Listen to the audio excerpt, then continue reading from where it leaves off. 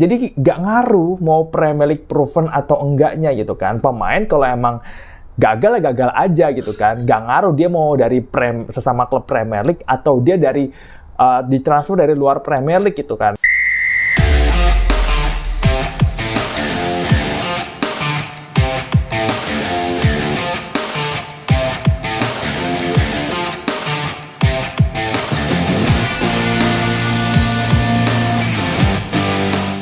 Yo guys, ketemu lagi sama gue Audi Ramantio di channel Audibal, Audi Diskusi Bola Abal-Abal.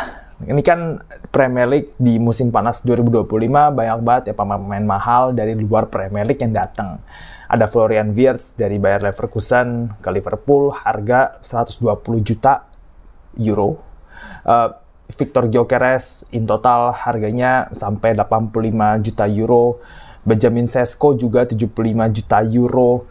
Dan juga ya beberapa pemain mahal lainnya ya, kayak Hugo Ekitike juga 90 juta euro.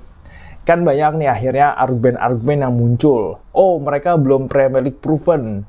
Kita nggak tahu dia bagus atau enggak gitu kan. Seakan-akan tuh Premier League proven tuh menjadi titik penting di situ. Apakah itu pemain layak dihargai mahal atau enggak. Tapi gue secara pribadi nggak setuju ya dengan statement Premier League proven itu.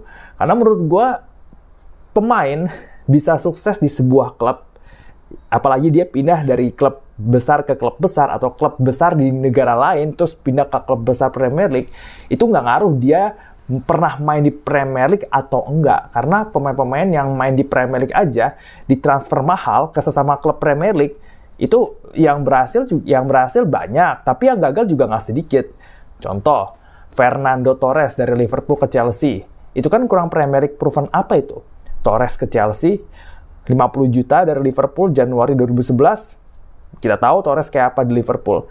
Tapi gimana dia di Chelsea? Struggling kan? Gak berhasil juga kan? Terus, Romelu Lukaku dari Everton ke MU. Gagal. Alexis Sanchez dari Arsenal ke MU. Gagal. Romelu Lukaku balik lagi ke Premier League Chelsea. Gagal. Jack Grealish dari Aston Villa ke Manchester City. Gagal. Jadi nggak ngaruh mau Premier League proven atau enggaknya gitu kan. Pemain kalau emang gagal ya gagal aja gitu kan. Nggak ngaruh dia mau dari sesama klub Premier League atau dia dari ditransfer dari luar Premier League gitu kan. Kan banyak juga pemain-pemain yang di luar Premier League terus datang ke Premier League berhasil juga. Contoh Didier Drogba, Olympique Marseille ke Chelsea jadi legend. Terus siapa lagi? Luis Suarez dari Ajax ke Liverpool. Bagus. Mohamed Salah bahkan, nah ini nih, yang menarik tuh Mohamed Salah sama Kevin De Bruyne. Mohamed Salah itu tuh ke Liverpool harganya cuma 35 juta dari AS Roma, dan dia tuh hadir dengan reputasi sebagai pemain Premier League yang gagal bareng Chelsea. Gagal dapat kesempatan main sih sebenarnya ya, karena Mourinho nggak suka ngasih pemain muda main gitu kan. Cuma ya, Mo Salah waktu itu datang ke Liverpool terus kayak ya diragukan aja gitu kan. Ya dia udah gagal di Chelsea, dia cuma main di AS Roma, main di Serie A yang udah menurun itu pamornya. Tapi akhirnya kayak apa sekarang? 3 kali PFA Player of the Year loh, ya. Kevin De Bruyne juga sama. Dia nggak dapet kesempatan main di Chelsea, akhirnya dia ke Bundesliga bareng sama Wolfsburg dan dia berhasil di situ. Terus ditransfer mahal ke Manchester City. Kita tahu kayak apa karena De Bruyne di Manchester City kayak apa. So ini adalah 2 contoh di mana yang nggak Premier League proven aja tuh bisa berhasil di Premier League. Dan yang udah Premier League proven itu tidak menentukan dia berhasil atau enggak. So Wirtz, Ekitike, Gyökeres, Sesko, ya mereka bisa berhasil atau enggak di klubnya masing-masing, ya nggak ngaruh mereka Premier League proven atau enggak, terlepas dengan harganya yang mahal. Kan orang mungkin komplainnya dengan harga yang mahal ya, tapi sesama bintang Premier League yang pindah dari klub Premier League ke Premier League lainnya, yang harganya mahal juga, kayak tadi Torres, Sanchez, Lukaku, Grealish, gagal-gagal aja tuh gitu kalau gagal. So jadi apa yang bikin pemain itu bisa gagal dan berhasil habis ditransfer harga mahal ke klub lainnya? Kita ambil kasus dari Alexis Sanchez deh. Jadi Alexis Sanchez itu cerita ya, bahkan terkenal banget ya statement dia yang dimana dia bilang, gue datang di hari latihan pertama sama MU Terus gue bilang sama agent gue mau balik lagi ke Arsenal, ya. Nah, di sini dia cerita nih ya, kalau gue baca dari TNT Sport ya.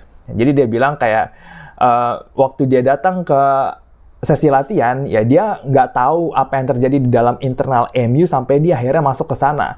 Karena Sanchez sendiri memang mengagumi MU dari sejak kecil. Nah, tapi dia bilang gitu kan, they love, ya, mereka ketawa, ada sesuatu yang salah dengan klub ini, sesuatu yang nggak bener gitu, yang it seems doesn't good gitu, it doesn't seems good, ya. Jadi ini tidak terlihat bener gitu waktu pas ke sana. Terus setelah beberapa bulan ya kan, dia dapat perasaannya tuh nggak berubah gitu kan, kayaknya ada yang salah sama klub ini. Bahkan dia bilang sendiri kan, di game waktu lawan West Ham dia nggak main. Dan itu nggak pernah terjadi sama dia sebagai pemain gitu kan. Karena sebelumnya kan Sanchez main bagus di Arsenal kan, di Premier League. Dan itu nggak pernah terjadi sama dia. Nah, terus habis itu dia nggak dimainin secara reguler selama 5 bulan pertamanya di MU. Jadi dia pulang ke rumah tuh dengan perasaan sedih, perasaan frustasi, stres. Datang ke latihan, dia bilang dia datang dengan perasaan yang penuh dengan keraguan gitu kan. Lost confidence. Kenapa? Ya karena dia nggak jadi pilihan utama pada saat itu. Dia nggak jadi pilihan utamanya Mourinho kan di Manchester United kan. Kita nggak tahu Sanchez sendiri di sesi latihannya MU itu kayak apa. Cuma kayak ya lu bayangin itu. Lu masuk kantor baru. Terus lu udah dari hari pertama lu masuk kantor, lu udah ngerasain ini kantor ada yang salah nih kan. Entah lingkungan yang toksik, entah mungkin pola pikirnya yang nggak menunjukkan bahwa ini kantor atau perusahaan ini perusahaan besar, ya lu punya keraguan gitu kan. Apalagi lu nggak dipakai gitu kan. Sanchez yang sebelumnya main bagus di Arsenal, kok susah amat gitu buat main reguler di MU dalam 5 bulan pertama gitu kan. Dia sendiri juga nggak tahu kenapa begitu. Itu kasus Sanchez ya kan. Kita coba lihat dari kasusnya Jack Grealish ya. Dari Aston Villa ke Manchester City 100 juta pound sterling. Kenapa akhirnya dia flop dan sekarang dia dipinjemin ke Everton?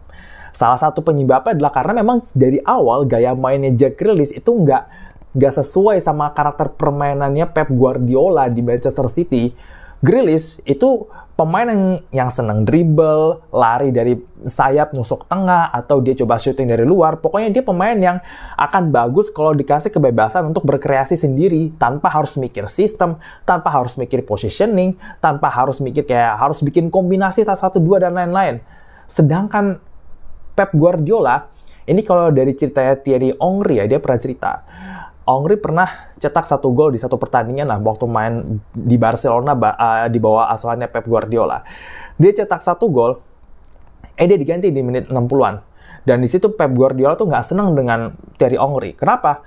Karena Thierry Henry meninggalkan posisinya dia sebagai penyerang sayap kiri. Mungkin dia sering ke tengah, mungkin dia terlalu nusuk, apa kayak gimana. Karena Henry sendiri kan di Arsenal dia main jadi center forward, bukan pemain ngelebar gitu kan.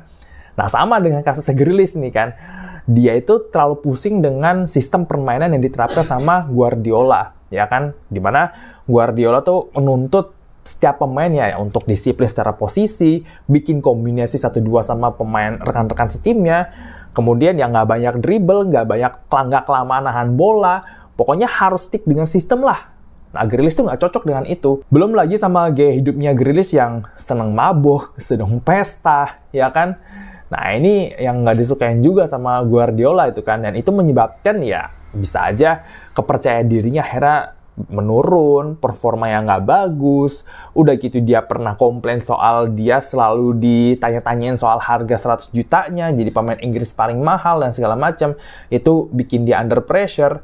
Ya, itu bisa terjadi dengan setiap pemain gitu. Jadi mau Premier League proven atau enggak, nggak ngaruh. Ya kalau gagal mah gagal aja. Kalau berhasil ya berhasil aja. Faktor dia bisa berhasil atau enggak itu banyak ya. Ada banyak variabel di luar lapangan yang non-teknis, yang nggak bisa didatain, yang nggak bisa dilihat lewat kamera, yang mungkin nggak diberitain sama media. Banyak gitu. Jadi mau dia udah pernah main di Premier League atau enggak, udah pernah bersinar sama klub lain di Premier League, atau dia datang dari luar Premier League, nggak ngaruh gitu. Mau dia ditransfer 10, 20, atau 100, 150 juta, nggak ngaruh gitu ya. Kalau gagal, gagal aja gitu loh. Kalau emang nggak cocok sama pelatih ya nggak cocok. Kalau emang nggak cocok dengan filosofi klubnya ya nggak cocok aja gitu loh. Mau gimana lagi kan? Nah itu, jadi kalau gue memandang statement Premier League proven itu tuh ya seperti itu. Gue nggak setuju, karena kalau pemain gagal, ya gagal aja. Kalau berhasil, berhasil aja. Terlepas dia ini pernah bersinar atau enggak sama klub Premier League lain, atau dia pernah bersinar sama klub di luar Premier League.